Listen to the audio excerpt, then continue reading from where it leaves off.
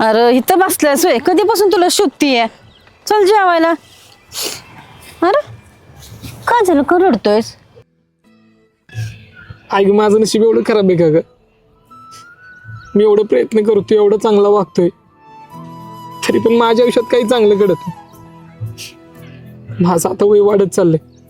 मला पण वाटतं ना ग, मी तुमच्यासाठी काहीतरी करावं, कुठतरी चांगलं कामाला लागावं. अरे पण मी तुला काय म्हणलं का रे, कामावर जा, हे कर ते कर. उगाच काहीतरी आपल्या मनात आणायचं. जेव्हा व्हायचं तेव्हा होईल की. अगं पण मी एवढं सगळं चांगलं वागून करून माझ्याच आयुष्यात का ग चांगलं काही घडत नाही? अरे तू चांगलं करत राहा, देव त्याचा हिशोब करेन. अशा वेळी खचून नसं जायचं बाळा. रात्र किती जरी मोठी असली ना, तरी सकाळ होणं कुणीच थांबवू शकत नाही. चल आता भूक लागली, जेवायला.